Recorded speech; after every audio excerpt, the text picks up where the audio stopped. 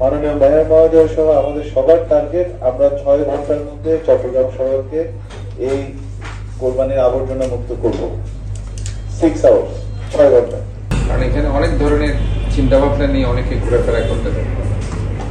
এই যে কালো টাকা তো আছেই, পাশাপাশি এই যে গরু নিয়ে আসলো, সেখানে দেখা যাচ্ছে যে আরেকজনের গরু অন্যজনে নিয়ে যাচ্ছে, কিংবা আরেকজনের মধ্যে সে বেঁধে রাখছে। এগুলো তো আছে বিভিন্নভাবে।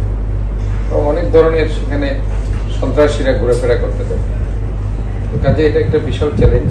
তা আমার মনে হয় এক্ষেত্রে রাজনৈতিক দল যেগুলো আছে সেগুলোকেও আমরা আস্তে আস্তে সেখানে সম্পৃক্ত করার চেষ্টা করব, যাতে করে বিশেষ করে এখানে ধরেন সাগরিকা হাট যেটা আছে সবচেয়ে বড় হাট, সেখানেও বিভিন্ন রাজনৈতিক দলের নেতৃবৃন্দ ওই এলাকাতে যারা আছে তাদের সাথে ইতিমধ্যেই আমি কথা বলেছি, যারা সেখানে সবসময় নিয়ন্ত্রণে রাখে, যাতে করে কোনো ধরনের অনাকাঙ্ক্ষিত কিছু না হয়।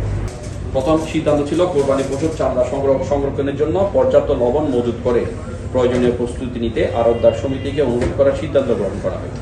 লবণের মূল্য সহনীয় রাখা ও উপজেলা পর্যায়ে কাঁচা চামড়া সংরক্ষণের লক্ষ্যে পর্যাপ্ত লবণ সরবরাহ নিশ্চিতে বিসিক প্রয়োজনীয় উদ্যোগ গ্রহণ করবে। ইতিমধ্যে আমরা বিশেষ করে সিটি কর্পোরেশনের ভিতরে যে সমস্ত পশুর মার্কেটগুলো হবে এগুলো নিয়ে আমরা একটা মিটিং করেছি, এবং আপনাদের ইজারা কার্যক্রম শেষ হলে আমরা আশা করতেছি ইজারাদারদেরকে নিয়েও আমরা আরেকটা মিটিং করব। চট্টগ্রাম জেলা ঢোকে, তো এই বছর আমরা মনে করতেছি অন্যান্য আমাদের উদ্বৃত্ত আছে, ওই গরুগুলো চট্টগ্রাম জেলাতে আসবে এবং আমাদের চট্টগ্রাম জেলা যে চাহিদা সেটা আমরা ফিল আপ করতে পারবো। এখানে কোনো রকম সংকট